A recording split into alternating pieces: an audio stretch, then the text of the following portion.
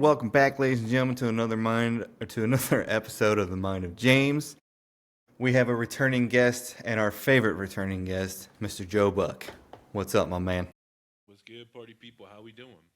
Oh, we're doing good for a holiday week. I gotta tell you, like a 4 day work week or 3 day work week, they should just do that mandatory. In my like, or at least like a 4 day, because like nobody likes working on Friday. I don't. Well, dude, we do 4.5 days, and Okay. dude, it's Okay. fantastic. Monday through Thursday, and then Yeah. Friday is basically you work until you hit your 40 hours. Dude, now that would be something. Yeah, so like for me, I don't really take lunch breaks throughout the day. Mm-hmm. Monday through Thursday, I clock in at like 7:55. I clock out at like 5:05, 5:15. Mm-hmm. So come Friday, I've only got to go in for like 2.5 hours. And if there's nothing going on, I'm like, hey, I'm I'm out. out. I'm out of And or if I already have my 40, I don't have to go in at all. There you go.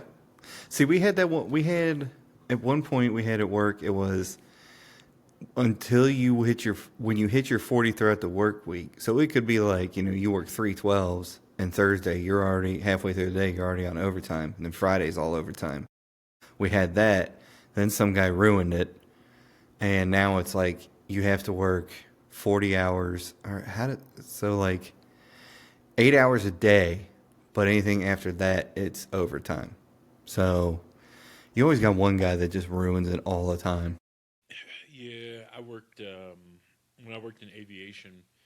We had this one guy. Like there would be times where we had like forced overtime, Mm-hmm. and he'd be like, "Oh yeah, I'll do it." And then we'd be like, "Bro, you did 4 hours of overtime yesterday. How is nothing done?" And then finally, like one of the times, they found him just like asleep in the bathroom. Like, you fired, man. You Yeah, out of like here. he'd be like, "Yeah, I got it. You guys go home." And then he would just go to sleep. And so people find the most crafty ways to ruin something. I generally believe that. Yeah, Generally, it was a big facility, yeah, so we had like the offices. So there were bathrooms in the offices on the first and second floor, and yeah. then pretty much like let's say every three departments there was like a bathroom. Mm-hmm. So the facility had a lot of places where you could just like duck off and hide. Mm-hmm. And he was just like, "Well, no one's ever going to catch me." And then he got caught. So they kind of messed it up for everybody. Yeah, you're always going to get caught doing something dumb, like always. But so how was your Thanksgiving, dude? Dude, honestly, it was pretty mellow. I'm usually not very big on the holidays, Mm-hmm. um, for no particular reason. But Thanksgiving is kind of one of those things where I'm like, it's like Valentine's Day, where it's like you care about it or you don't. So I decided like I'm just gonna make the food that I want. Mm-hmm. So I just made a bunch of fun food and hung out with the dog. Um, oh yeah, we played Call of Duty. We got down some Warzone. Yeah, How are you liking Warzone? I don't know. You, I you, think it's because it's been so long since I played. The that like honeymoon phase is still kind of there. Plus, like playing with your friends is one thing, but when you're playing by yourself or playing with a bunch of strangers, you kind of like it doesn't have that same feel to it. You know what I mean? mm-hmm. Mm-hmm. But Yeah, having a good group of friends playing Warzone is like top tier. yeah, because I mean, Yeah. like even earlier when we were getting stomped, like we still just laughed about it the whole time. On regular resurgence. Yeah, dude. Oh my gosh, that was a humbling experience. It is because it's like with casual, it's like it's okay for the people out there that don't know the difference. It's casual. It has bots in it, to where they don't shoot at you as much. But regular resurgence is that everybody's shooting at you. Yeah. It was really funny because all of us were like, yeah, we're doing good in casuals, and we go to regular resurgence like, oh man, like we just got the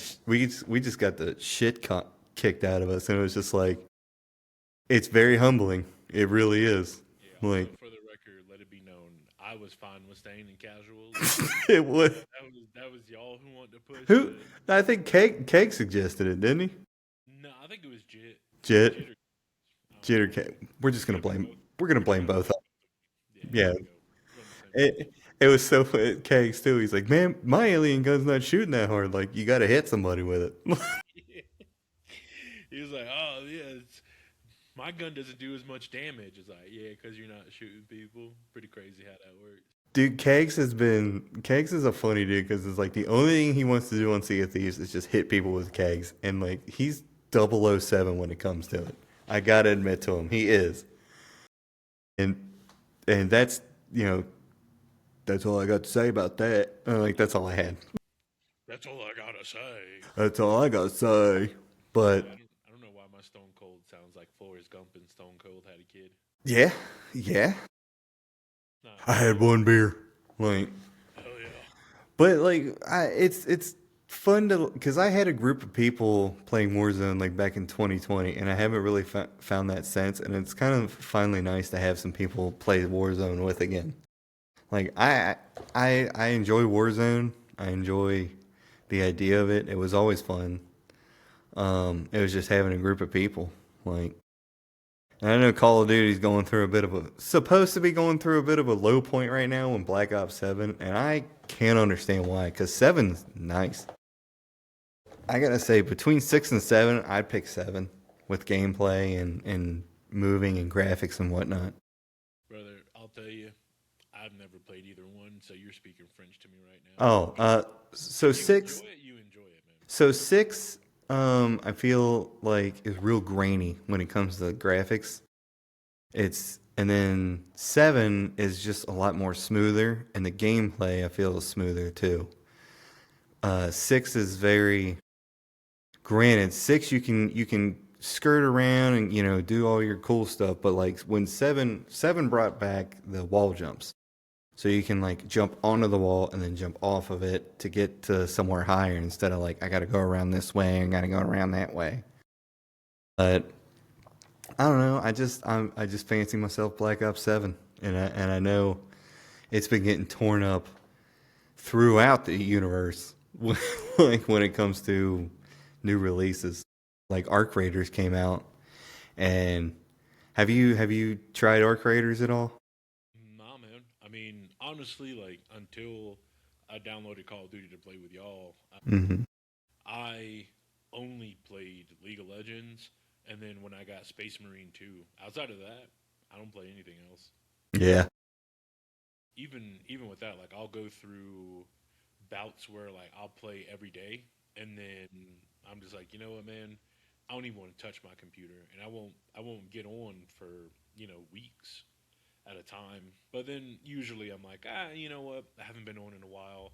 I bought the game, I might as well get my money's worth, and then I'll go back to playing. So it's cyclical. So right now again, like this I can justify because it's free, so I don't have any financial investment, and it's just something casual to do with you guys. Hmm. But like if I bought Arc Raiders or bought another game, I would probably feel a little bit upset if I didn't have time to actually get my money's worth from the game. Hmm. I mean, we went through a good amount of Warhammer. Yeah, yeah. I mean, We dude, Besides the PvP, like I think we did all the missions in the campaign. yeah, yeah. I mean, we like I beat it, and then your brother, you and I started playing it again for you, and Hmm. then doing all like the waves and doing Yeah. all the missions and stuff. It's been cool, and like there's still so much to go back and unlock, and they're releasing more updates for the game soon. So it's going to kind of be like Call of Duty, where it's like every time you go on, there's new features, and they're talking about new game modes and Hmm. new skins, new classes, like all that type of stuff. So it seems like this is going to be their flagship game that they're going to build everything around and expand Hmm. from there. Do you think they're gonna do a 3, Space Marines 3 here soon?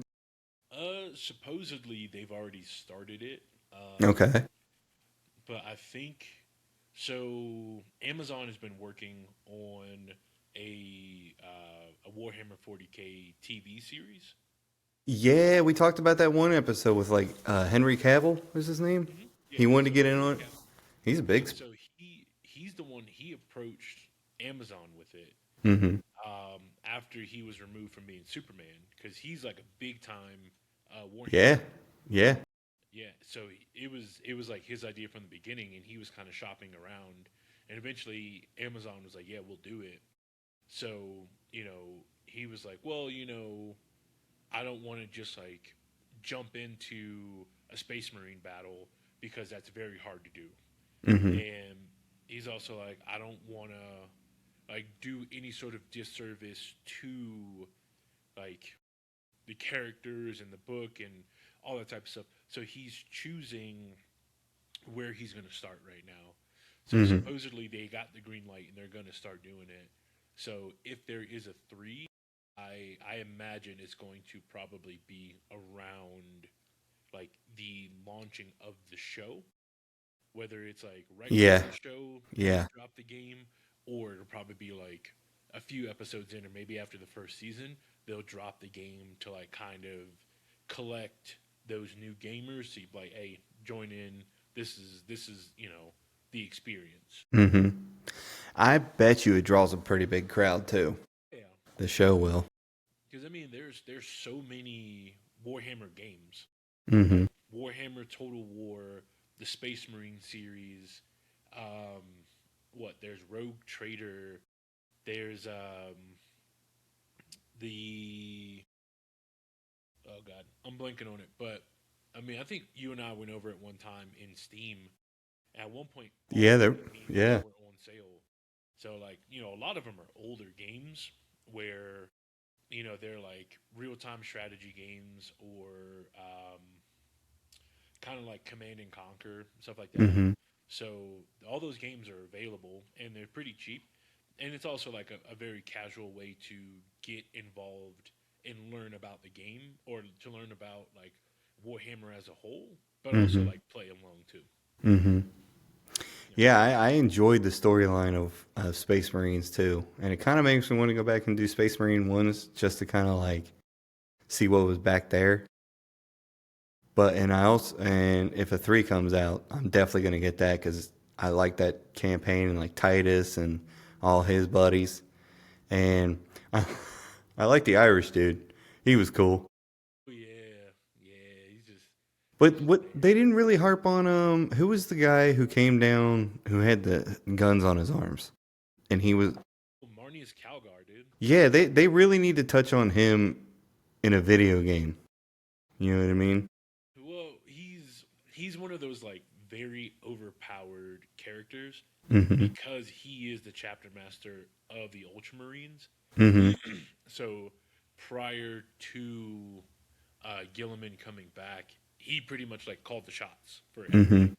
So it would be hard to make a game around a character like that because if you're the big boss running the show, what character development could there possibly be? Well, so much of the character of how he got there.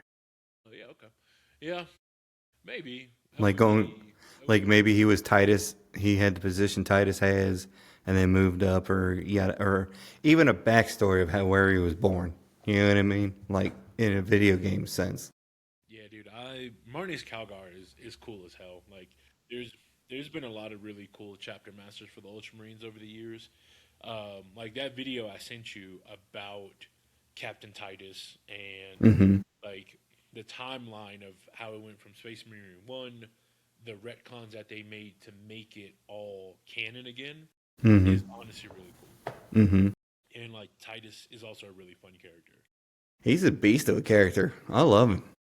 I think he's awesome. Yeah, even the secret level. Did you ever watch the secret level that Amazon did? No.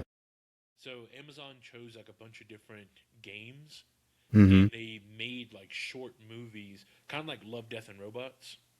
They made them around different games. Mm-hmm. So I think they did one for like Astro Boy, um, and a few other games, but one of them was Warhammer 40K,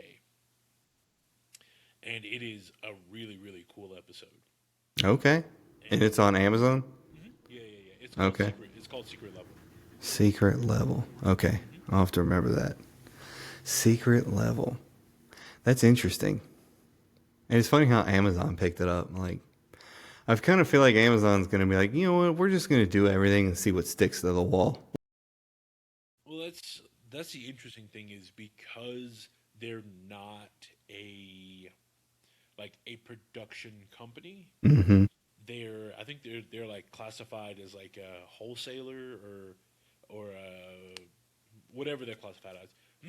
But either way, everything that they do that's um, like kind of adjacent to what they do, but it's not the main thing.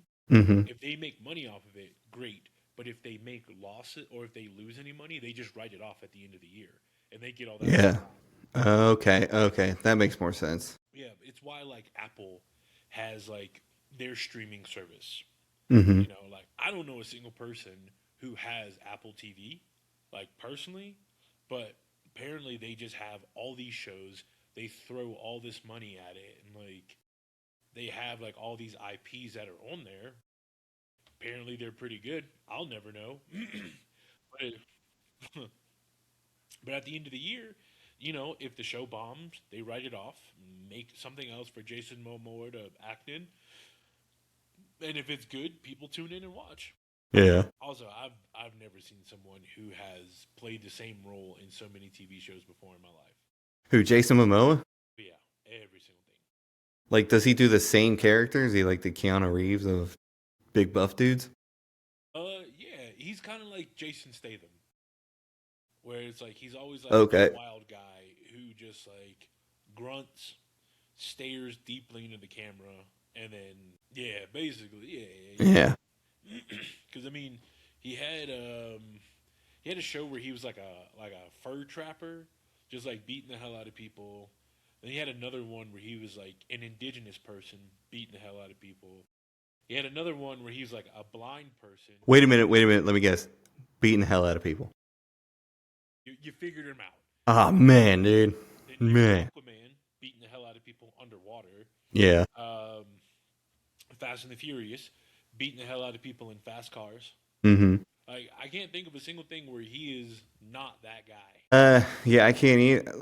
I think it'd be weird for him to do it now too. Like if he was some like, okay, what was that one movie? You know how Jack Black's always like eccentric in everything he does. There was one movie. It was like a love comedy movie where he played the exact opposite role. He was like the fat best friend is what he was. Saving Silverman was one. Saving That Silver. was No, he was very eccentric in that. yeah, yeah. But What am I? he was also like the chubby best friend because he wasn't quite the portly Jack Black that we've all known. What was it? And then, Was it Love Actually? oh, dude, I don't know. Yeah, He also did the Jackal. the Jackal. I don't know if you ever saw that, but No. that was an action suspense thriller with Bruce Willis, where Bruce Willis plays a Was he the bad? hitman. Was he the bad guy and had that like giant machine gun at the end? Yeah, Jack yeah, Black was in that. yeah. Jack Black is the guy who sold him the gun. What? Yeah, and No, then no, I'm gonna have to go back and watch it. yeah.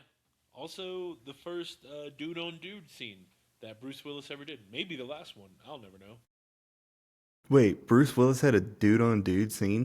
Yeah, there's a scene where he seduces some politician staffer and is with the dude in order to get close to the next target. And then he Oh, in kills the him. Jackal. Yeah, yeah, in the jackal. I man, I do not remember. All I remember is that mechanical rope, that mechanical machine gun at the end. Hmm. That's it. And where they put him in a box on the ground. Like, Yeah, they were shooting 50 cal rounds at the back of a minivan. yeah, and like it was kind like the aiming was kind of off a little bit. Yeah, and that's actually why he killed Jack Black's character. Oh, okay. Jack Black sells him the gun, and he's like, "Oh," he shoots it, and he's like, "The aim is off." He's like, "No, no, no, I dialed it in. It's perfect." So he's like, "All right, go out there Yeah. and get that watermelon." So he's like, "Hold it up," and Jack Black could get scared, and then he shoots it and kills Jack Black. I'm gonna have to go back and watch that because I do not remember that one bit. I remember I I had it on DVD, and I was like, "This is a weird movie." But well, it was like it was that time. Yeah, yeah, yeah. I was like, I was trying to make like a damn dude. They still DVDs. yeah. Like, Do you remember how it was like the straight to DVD movies before streaming services and like yep, yeah, yeah. we know this movie's gonna bomb, so stream it. Well, That's kind of what the genre was. they actually do that kind of thing. I was watching. What was I listening to? A podcast or something where sometimes it's like they know it's gonna bomb in the theaters, so it's just kind of a straight because they'll make more money on DVDs than they will in the theaters. Yeah, What movie was that? Was it? It was Grandma's Boy. That's what it was. It Grandma's like Boy ruled. Oh my god. I it mean, bombed in theaters, but like on DVD sales, it just that's where they made their money. yeah, because I mean, that's not a that's not a movie you watch in a group setting with Yeah, strangers. yeah, That's it's yeah. just like that's a stoner movie, or that's a you're at home getting drunk with your boys on like a Friday night in college, and you're like, we'll put something on. Let's watch Grandma's Boy. Mm-hmm. But I don't imagine that going crazy in the box office. But at the same time, there have been other movies that have done decent, like Ace Ventura, perfect example. Yeah. Um, did really well first time. Ace Ventura 2 did decent, so they greenlit it for a third one, but they knew it was going to do abysmal, so they did straight to I think it was like VHS or DVD because they had the intellectual properties to do it, but Yeah. they're like, Jim Carrey's not going to do it. We don't have any of the same people. We know this is going to be fucking terrible. Whatever, just make it for the sake of it. And if it does decent on like the DVD side of things, perfect. But if Wait, it's there's an Ace Ventura 3 out there? yeah, I don't know who's in it. It's kind of like how they did the Son of the Mask. Oh, with Jamie Kennedy? Fuck, dude, terrible. Absolutely atrocious. Yeah. It doesn't help that like Jamie Kennedy has turned out to be a really terrible person over the years. Go figure. But like to look at the script for Son of the Mask, it was kind of just like what? Like who looked at this and was just like, yeah. Well, how much was the paycheck behind it? You know what I mean? I don't know. He was probably the highest paid actor, Yeah. and I imagine they probably paid him with like orange chicken or something. They just went to catering from a larger movie set and was like, "What do you Here guys you got go. left? You guys got some croissants and like a fruit platter. Put this in Jamie's trailer. He just finished Malibu's Most Wanted. Let him do this. We don't Yeah. care." Got the game cast. But I can't put I'm gonna have to look at this Ace Ventura 3 now. Like just to see where they went wrong. Cause like there was and it's always on Facebook and Instagram, like, oh, Jim Carrey wants to do an Ace Ventura 3. Like, no, he doesn't. He'll even tell you, like, unless there's some God given script that he thinks that does he wants to be in, he'll do it. So apparently, Ace Ventura Jr. Pet Detective came out in 2009, and it is an all-star cast of nobodies. I bet. I bet. There's not one person in there that that we would know or hear of. There is one, Art LaFleur. I don't know if you know. What other what other stuff has he been in? Art LaFleur. That sounds like a Hellboy thing. Art LaFleur, he was he did like yeah, I'm looking it up now for movies that he's been in. Oh, he was on MASH. Okay. He was in The Sandlot, Field of Dreams, The Blob. Now I see why he's in Ace Ventura 3. Yeah, Shoot to Kill, Ben and Kate, Playboy Club. It's not exactly like A he's no star. George Clooney, but if you It's been if you around the saw block. yeah, if you saw the dude's face, you'd be like, oh, that guy. He's like, I've been in terrible things. Let me show you how it's done. But yeah, he was a Malcolm in the Middle. Art LaFleur. Yeah. Now that wasn't the dad. That was Bryan Cranston, wasn't it?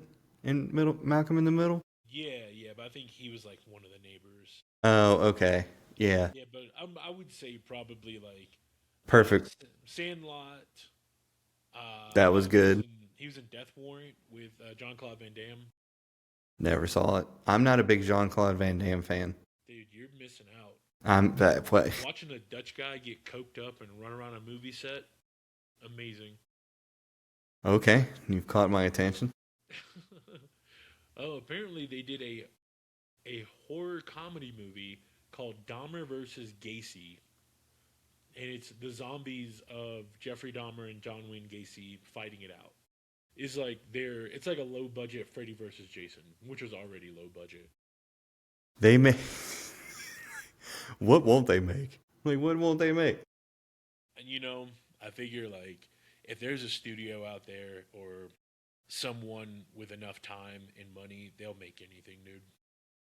Yeah, they should put like we should really try and get some of that money. Like, wasn't Netflix taking a bunch of just pitch ideas there for a minute?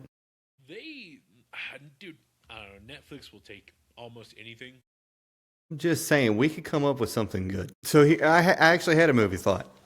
So it's a drug movie, but it's a comedy. So what happens is that every time the cops go and try and like raid the place, this homeless guy is always there, and he always just they every time that he just pops out of nowhere, they're just like, "What are you doing here again?" Yeah, And then at the end of the movie, it turns out that he is the kingpin. kind of like Usual Suspects. I didn't know that movie was out there. You've never seen Usual Suspects? I have never seen that movie. Who's it? It's an all star cast. But Wait, so that's actually a movie plot? it's pretty similar. So basically, there's this group of robbers. They're hired to do this job. Whole crazy thing happens, and then they're hired and paid by this anonymous guy named Kaiser Soze, um, and it's Edward Norton. Edward Norton plays this like bumbling, kind of special needs dude. They're always like treating him terribly because he has special needs, and they kind of just think he's in the way. Mm-hmm. And basically, because of that, nobody ever pays Suspects him. attention to him. Yeah, he's a very peripheral character. Mm-hmm. And then at the end, it shows him kind of walking away with his limp, and then he goes completely normal, and you find out like he's the kingpin. He set everything up from the beginning, and he chose these guys to take the fall Mm-hmm. because he's Kaiser Soze.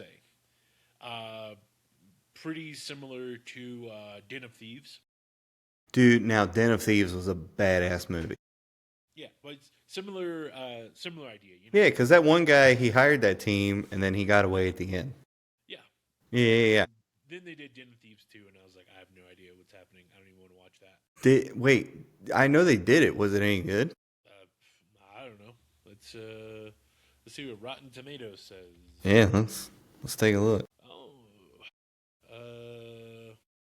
they got a 6.3 out of 10 on IMDb, 62% on Rotten Tomatoes. Well, that's So, a, I mean, oh, okay. See, I always thought Rotten Tomatoes, like, the lower the score, the better it was. Okay. Man, I've been sitting in damn chairs all day.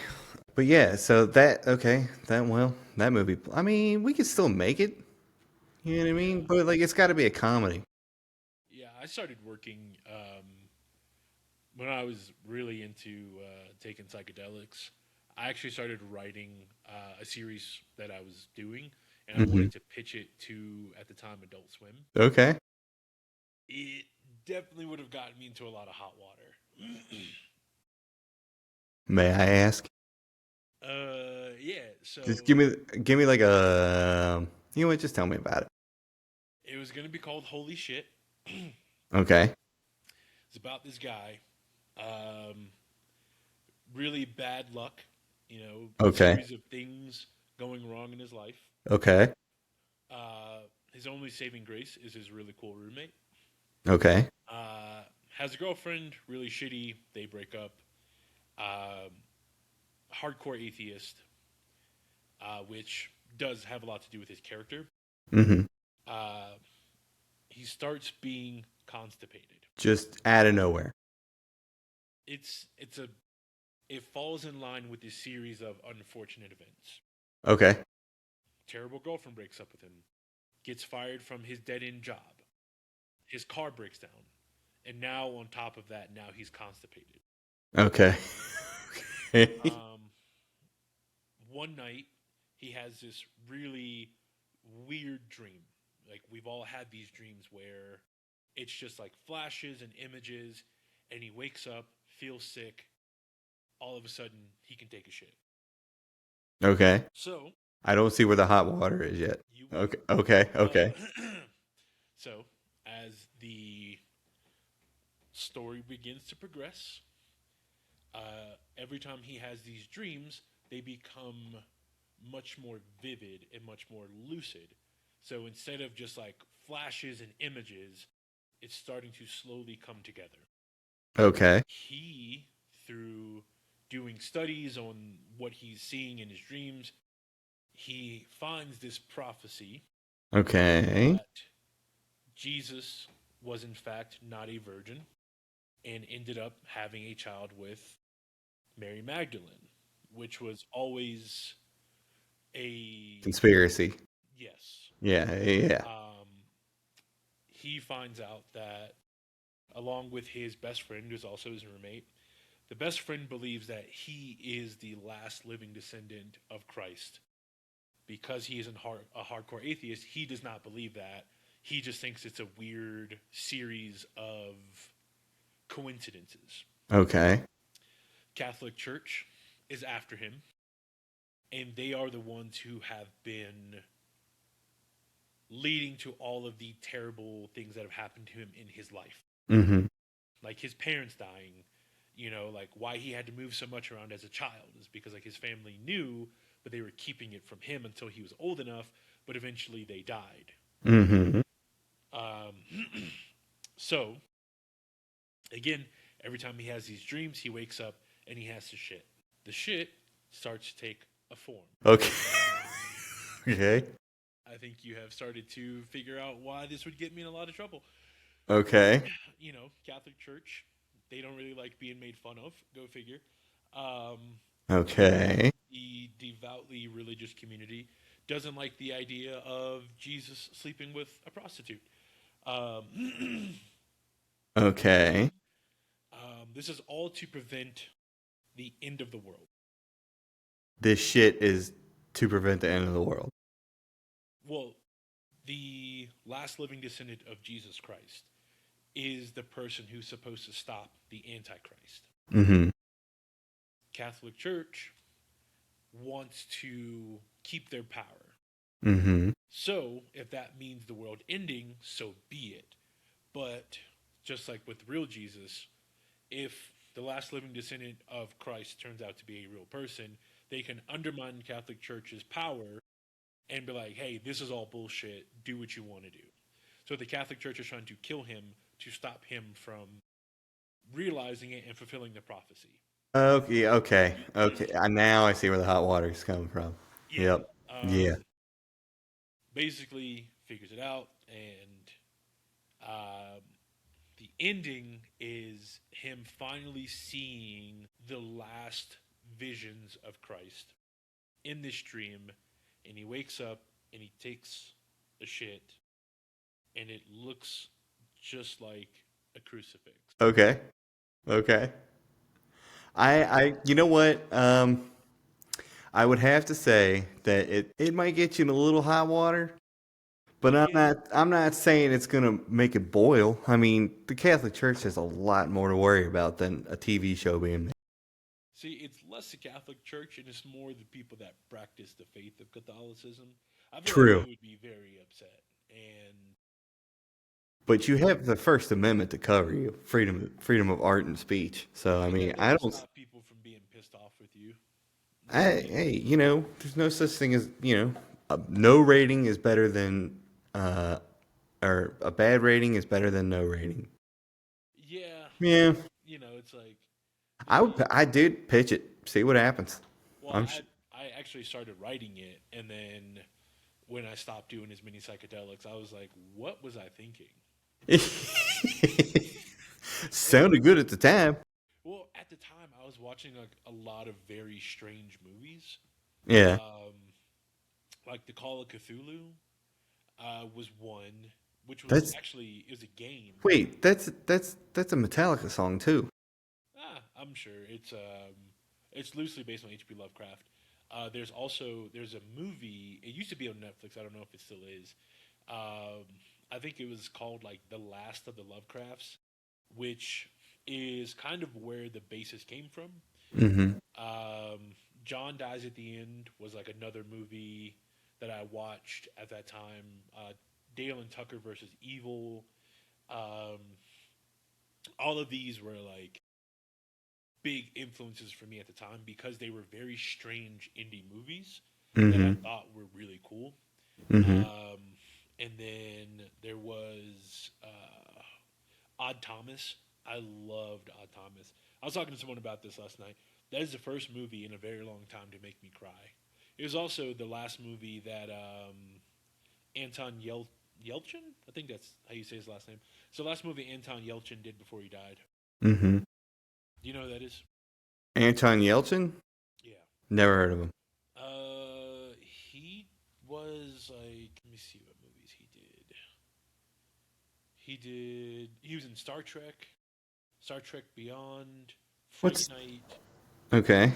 He was in Alpha Dog, Green Room. He did a lot of really good movies. Charlie Bartlett, which was like our generation's Ferris Bueller's Day Off. Okay. So he did all these like really good movies. And then Odd Thomas was the last movie that he did, and uh, wow, he did Terminator Salvation, Star Trek Into the Darkness. He did Terminator Salvation and Into Darkness. Yeah, Okay. yeah, he did a lot of really really good movies. Um, he was even in the Smurfs. Okay. But basically, oh, I apologize. That was not the last movie he did, but it was the last big movie that he did. Mm-hmm. But basically, from Odd Thomas, he claimed that he was sort of haunted by the script, and he died in like one of the strangest ways. Um, he was working on his car, and the car came off of, I guess, like the lift that it was on, Crushed and him. it didn't even crush him. It pinned him in between the car and his garage door. And because his driveway was sloped, he wasn't strong enough to push the car off of him. So he ended up just suffocating to death. That's pretty strange. Yeah. Yeah. It was very strange and like also very very sad because like one he was a really great person from everything that I've heard. He was also like a really really great actor Mm-hmm. and did like a lot of really amazing movies. So he was one of those people that like was great on and off the screen and like did a lot of philanthropic work and gave back to the community and all that stuff. Okay. All right.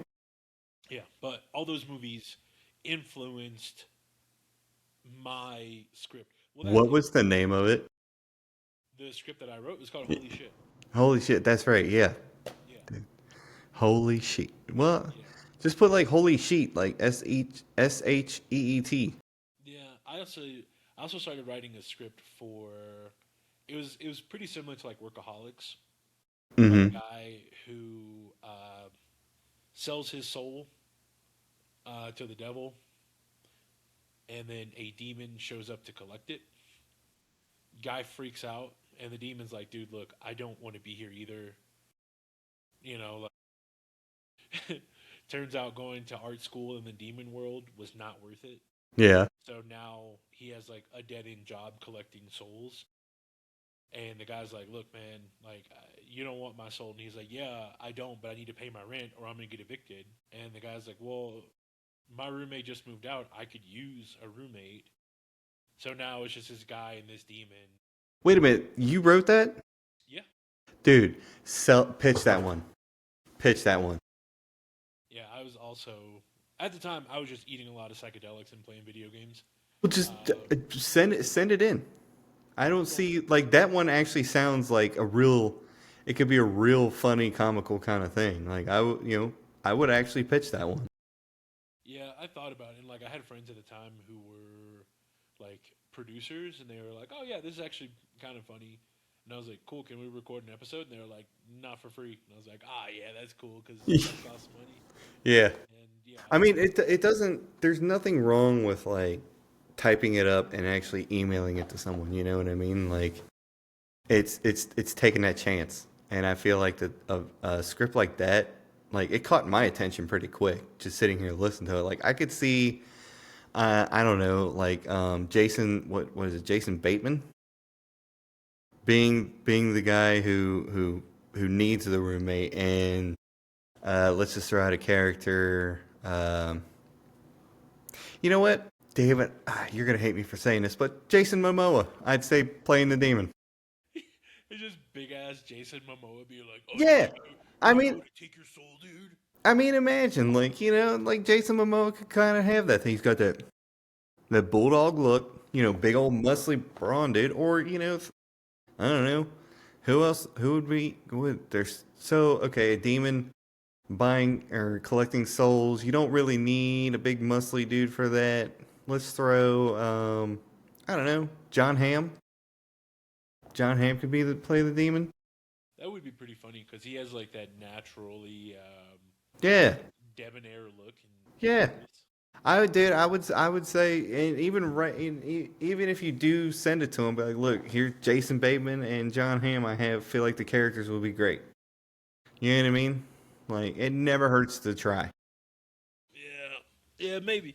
I gotta like go back and I gotta find that stuff. I think it's on like my old laptop, which has not been plugged in years.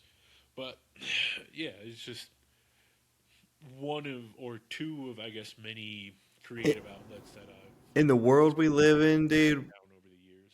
that sounds like a really good show. But Honestly, at least I still do the comedy stuff. Speaking of which, I just did. Where was I? you got a show I was tonight, right? in rural Colorado. Yeah. How did that Actually, show go? oh, what's up? Did you hear me, or can you? Say something again. Can you hear me? Yeah, Hello. yeah, I can hear you now. Okay. Did it cut out for a sec? Yeah, it cut out on my end, but I think that was just my connection. But yeah, I was gonna say I was in rural Colorado doing comedy. How'd that show go? Honestly, it was amazing. There you go. I was very shocked. Western rural Colorado, man. It's like you never know the kind of crowd you're gonna have.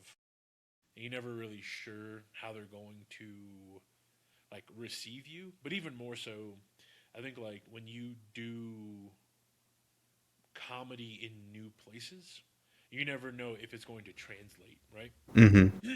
So like it happens a lot like when we have comics from Denver who come up, they are used to only doing Denver comedy. Mm-hmm. So talking about going, to downtown Denver or going to Top Golf. We don't have that stuff. Mm-hmm. It doesn't translate over very well. So being able to have material that you can try in different places and see what works is very important. Plus, you know, being the only black guy in the town doing comedy there can also be really, really hard because if people feel like they can't relate to you or they just don't like you, they're not going to Mm-hmm. work with you. But crowd loved it. They were really, really into it. They were like, "Hey, please, please come back." Dude, that's good, man. That's good. That's great. Yeah, Hell yeah, you got an invite to come back? yeah. I mean, I was blown away. There was one woman where I was like, "Hey, please, you're going to get me in trouble." She get a little frisky. Dude, a little is a bit of an understatement. She went for a handful, and I was like, "Ma'am, your fiance is right there." Oh, damn, like that. She could have Yeah, been. They could have been swingers. she was very drunk, and I was like, "Even if you are, I'm not into it. I don't want nobody watching. I don't want nobody touching me. I No, Like, get out here, scat. I'm into a lot of stuff, but another dude being present, no, I'm good. Yeah, yeah, okay. I agree with you on that. Yeah, so I Yeah. mean, everything else was great though. Like, is very much so. My buddy phrased it as like, you are a small town celebrity when you're there, Mm-hmm. and one of the guys. It turns out we have the same tattoo artist. So he was like, "Oh yeah," he's like, "I'm in Summit County all the time. Like, I'll pull up. Like, I'll come to shows." And I was like, "All right, cool. Come do a show." Like, There you go. yeah, There you and go. everyone's always like, "Yeah, I really want to get into comedy." And I was like, "Cool, do it." Like, Yeah, the first step in getting into comedy is just getting it on stage. That is the number one step. yeah, You can watch all the specials you want, all the albums you want. It's never gonna translate until you actually get up there. You're like, oh damn, this is what it's like. yeah. Like, Dude, the weirdest thing for me is like when people are like, "Oh, did you watch this comedy special?" And do you know this comic? And I'm like, I don't. Like, yeah. I do not take in comedy if I'm not performing. Hmm. And I remember there was a comic when I first started who said the same thing. He's like, I will not go see live comedy because it just makes me want to be on stage. And then I get annoyed at the fact that I'm not on stage. I feel the same thing. Like Patton Oswalt's coming in December, and that would probably be the first live comedy show I've been to in a couple months now. Cause like like going on stage to me is like going to a comedy show. Cause other comics perform and all that stuff, but I'm really looking forward to see Patton Oswalt and I for me personally, like listening to comedy albums and my favorite comics helps me get back into the motivation of like still going to go on stage. You know what I mean? Like that's where I find the inspiration to do it. Because like if I didn't listen to comedy or listen to any comics at all, I wouldn't have one bit of motivation to keep doing it. So that's me personally, because I can listen to George Carlin albums forever. Um, Joey Diaz, Patton Oswalt, Dave Chappelle, like, and then my brother um, sent me one. He was hilarious. I can't remember his name, but he was really hilarious. So I mean, that's where I find the inspiration because it's like I really enjoy like sad to say it, but like I enjoy like the all eyes on me kind of aspect of comedy too. Even streaming and even podcasting too. The people that watch this or watch me stream, like I enjoy that. It it makes me happy to make other people happy. So Yeah, and I think like podcasting and streaming is very, very interesting because it is out there for the world to see, but you're very much so in a bubble because like you're in your own space and yeah, it's being projected outward versus like you're in a packed comedy club or hmm, you're in a room. Like biggest crowd I performed in front of was like 250 people, and like being in front of that many people telling jokes is mind blowing. And there's people doing arenas. There's people doing yeah. like 10,000, 15,000 person places, and I'm like, dude, I think I'd probably pass out on stage the first time, but The first time I'd probably be very overstimulated. You know yeah, what I mean? Like a good mushroom gummy before I go on stage would probably help. Not to make me go see the devil, but just to like get that anxiety to come down. yeah, and So that's why I eat mushrooms like before I go on stage is like like I get in my own head a lot. So as I'm on stage, I'm like trying to workshop jokes, and I'm like, no, I don't want to do that. Like, I yeah, want to take a step back from this situation and just like enjoy where I'm at and see what works and what doesn't. And it's been a lot more of that recently of like trying to like get better with the jokes that I have instead of being like every single time I'm gonna come up with a new set, I'm gonna write new jokes, I'm gonna do a fresh 15 minutes or fresh 20 minutes, and I'm just like, it's nice, but You know, it's like if you make that 15 or 20 fantastic, then I've known people. Well, Jerry Seinfeld did the same 15 minutes for like 30 years. Yeah, and it still kicks. Still kicks. Well, I mean, he tried to new like 15 minutes, and it bombed. And he just blamed young people. well, that's the thing. Like, okay, look at George Carlin. Plenty of comics. You'll hear stories of plenty of comics going to see George Carlin, and he bombs because he was trying out new material. You know what I mean? New material's not gonna hit. And for me, at least, it's not going to hit. And even for some other comics, it's not going to hit. So, I mean, like, having that 15 that you can rely on is still have it in the back pocket and still have it there. But, like, Patton Oswalt, he's doing this tour now. And I'm sure I'm not going to hear any of the things I've heard before. He's trying out new material. So, I mean, like, it may go good, it may not go good. You know what I mean? Yeah, and like that's a big part of it. Is like it's it's not a matter of if, it's a matter of when. Hmm. It's like you see the greats and you see their comedy specials, and you're like, wow, like I want that feeling. That took But years to exactly, manufacture. It yeah, took but even more years. so, like they don't show you that this is 5 tapings spliced together. Hmm. Yeah, And actually, have you noticed that? Have you ever like watched, or if you go to, well, when you do watch comedy specials, do you notice the like breaks in it? oh yeah, oh Yeah, yeah, yeah. you'll I started like paying attention. I'm like, damn, there's a lot of breaks because they'll tape 3, 4, 5 sets in a weekend, and just clip it all together.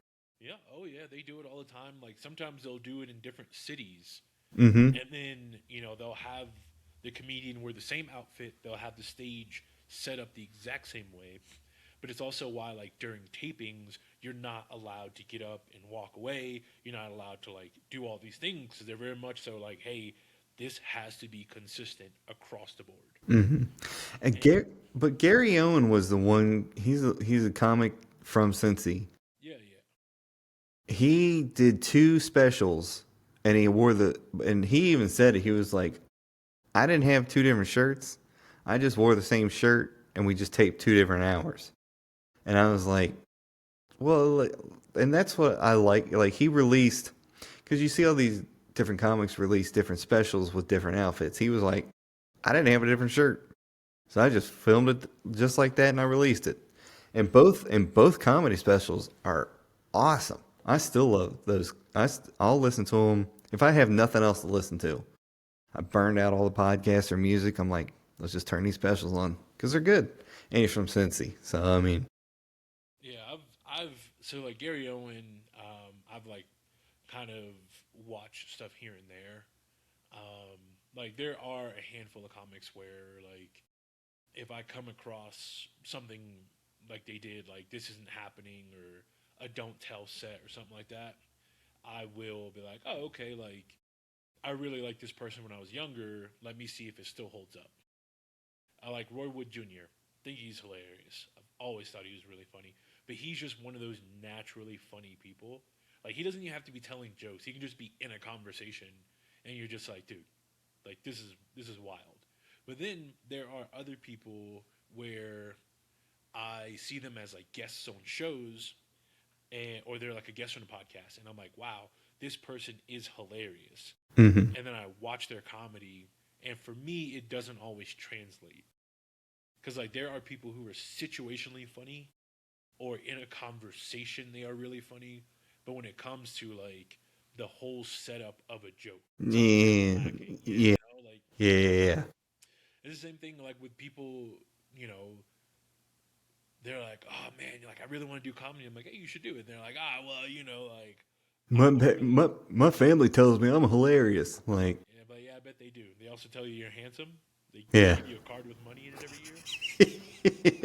Now, I can relate to the conversation funny, or like the just sitting around with the boys being funny, because that's how I am. You know what I mean? I crack jokes all the time, but like constructing a joke and getting on stage and telling this joke is the hardest thing on the planet I've ever done. And I bought a house in this country, so I mean, like, it's crafting a joke is one of the hardest things I've ever done because it's like it's funny to me, but how's it going to translate to the audience? You know what I mean? And it's like also like with a lot of it, it's again how do you do it because you're basically building a house out of jokes where it's like okay you need a foundation, you need your walls, you need your roof, but you need all this shit to like work and like stay together. And like is it strong enough, if there's a gust of wind, like are you going to tell a joke and then undermine that joke in the very next sentence, Hmm. like making it work. It's a lot of that. And like I do it where like I'll step on my own joke sometimes, or I'll go to say something and I'm like, this completely contradicts everything I just said. But then I'll, like Hannibal Burris has a really good thing about that where he tells a joke about living alone, and the very next joke he talks about having a roommate, and he's like, yeah, I know I just said I live alone, but I like to construct different realities for every joke, and crowd eats it up and laughs. Where it's like, not everything. You can call it out. Yeah, and it's like not everything has to be called out. Not everything has to be like commented on. But Hmm. sometimes, like if the crowd is messing with something, like I do, and I'm like, oh, okay, you guys are really liking this. Now I know the direction to go. Hmm. Or if something isn't working, I'm like, oh, okay, so that's the line we're drawing. Like, all right, cool, cool, cool, cool. Now I know. Like, Hmm. sometimes you got to fill out the crowd, and sometimes the crowd is like really behind it, and sometimes they're kind of just like, all right, guy, more jokes. Say something funny. Yeah, Look. yeah. And it's like it is very easy to watch a special or watch what goes up on social media and be like, wow, like I want to be that funny all the time, but like genuinely, that is It's an not art how. form. Oh, dude, absolutely. But like It's the whole thing about it being an art form is like not everyone is going to appreciate that art the same way. hmm Like, hmm Because when I first started listening to comedy when I was a kid, it was like, man, I could just like go up on stage and say something funny and people laugh. And it's like, and then once I took that comedy class in Denver, it was like, no, you have to find your source or you have to find the subject of your joke. Is it going to be a hook? Is it going to be a callback? Is it going to be a story? Is it just going to be punchline, punchline, punchline, punchline, set up punchline? Like it's very, there's multiple avenues. Like Bert Kreischer tells stories. You know what I mean? Tom Segura tells stories. Nikki Glazer just set up punch, set up punch, set up punch. George Carlin was like an intellectual comic where not only did he not tell you jokes, but he also taught you how to think and language. You know what I mean? So I mean, like, there's multiple avenues of this comedy thing, and which one's gonna be the best one for you? that's the thing is like finding your own voice in your own Yeah, style. yeah. It's like it's very easy to replicate someone else's style or Mm-hmm. someone else's jokes, but if what you're saying isn't behind it, it just kind of it comes out lackluster, Mm-hmm. and that's a big way that like I feel about it. Where I'm just like, dude, like I've done shows with dudes, and it's just like set up punchline, set up punchline, set up punchline for 15 minutes, and I'm like, dude, that's ridiculous pacing. And like I've done shows with people where they're just they're just at 10 the whole time. Like I did this one show. Uh, Shout out Hannah Popkin, dude, insane energy. Off stage, she was too scared to order her own drink at the bar. On stage, dude, she's standing up on chairs. She's yelling at people. She's So talking to like, gang. so the stage was her little comfort zone. Dude, yeah, literally, she was like Man, two different people. The man, second she got introduced and stood in the middle of that stage, game over. that. I was like, I'm so glad I don't have to follow her.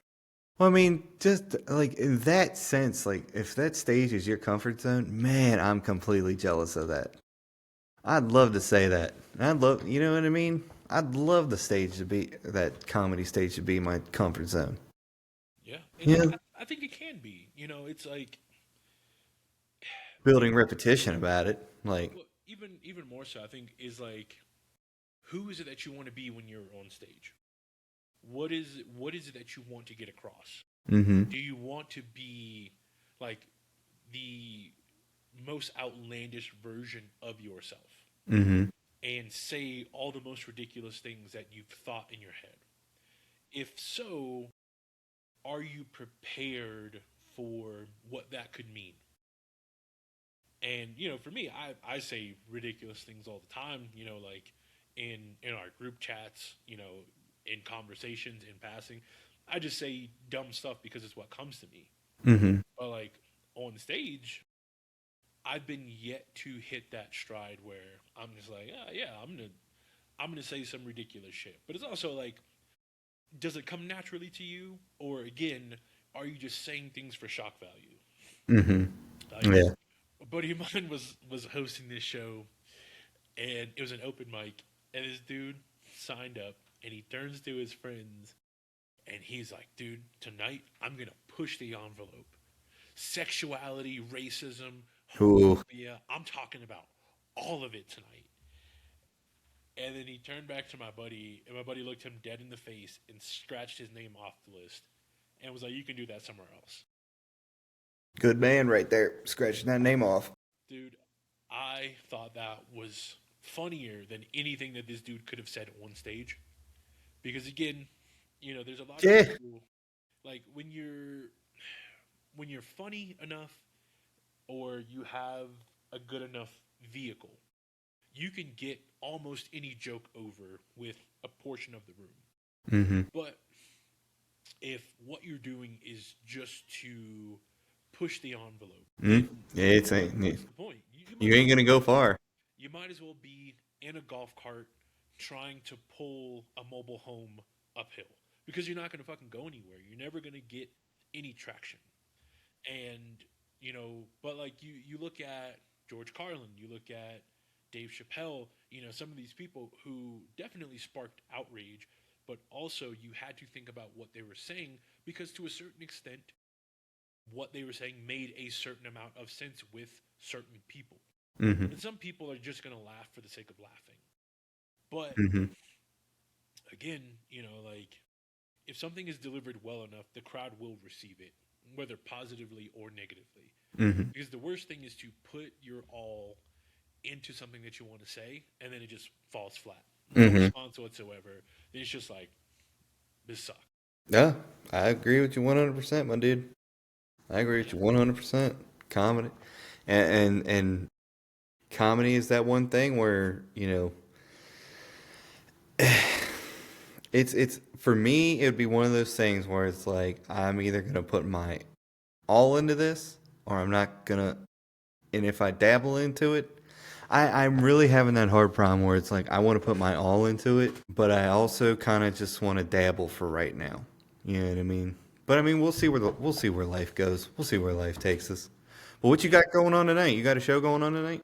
I do have a show tonight. Okay. It's a free monthly show. This will be the first one of the winter. Okay. It'll be over in Silverthorne at the block, 7 Okay. to 9. 7 is a rough starting time because we never start at 7. Mm-hmm. That'll be, we have two guys coming up from Denver. Outside of that, the 13th, we will be over in the Cove, Dillon Cove, or Summit Cove. Mm-hmm. And then after that, on the 20th, I will be in Denver doing a show at the Barrel Room.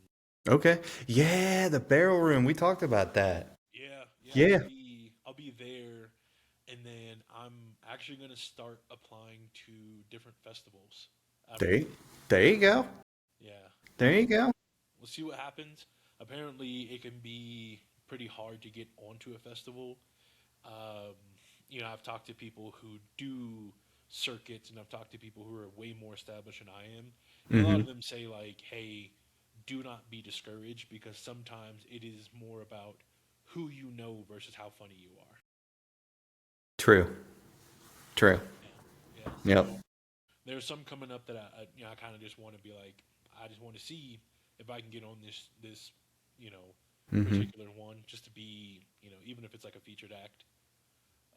Although I did have a horrible dream, that I got booked and I was doing 15 minutes in a senior center. I mean, there's plenty of jokes there. There's plenty of jokes. I woke up and I was like, no, no. Like I knew the person in my dream who put the show on, and I was like, I'm gonna choke that dude if I see him again in real life. He's gonna be completely confused. I'm like, you know what you did. Cheated on me in my dream. Yeah, that's basically the comedic equivalent of like, you cheated on me. You put me on a shitty bill in a senior center. I'm gonna kill you. Curtains for you, son. Yeah, you about to take your final bow. Joe, I want to thank you for coming back on the show, man. We always have a good time, and I'm happy we've been playing some Warzone too. That's been a lot of fun. I was crying laughing when we were playing today. That's what makes those memories for me. You gotta laugh through the pain, dude. Especially when you Yep. get dumpstered. It was a dumpster fire, but we got through it. We got through it, and where can we find you? Instagram, bad_newsbuck. I just built a website for my food company, feedmutual.com. Okay. Seasonal menu is available. I do ship nationwide. I've also got merch on there. James picked up a hoodie already. Comfortable hoodie it is. Yeah, hell yeah, I'm glad you like it. Outside of that, High Altitude Comedy is the group. We will be around Colorado. We're working on doing a show up at the Comedy Fort in Fort Collins. Planning on going back up to Steamboat soon. We'll be all around Vail, Summit County, Leadville. We're doing more benefit shows. We just did one the other day for a child advocacy center, and we raised $1,400. So, we're just plugging away at that and trying to use our comedy for good and a little bit of bad along the way. Nice, dude. Nice. Well, I want to thank everybody for joining me for another lovely episode. Remember, fear God, keep his commandments. See you on the next one.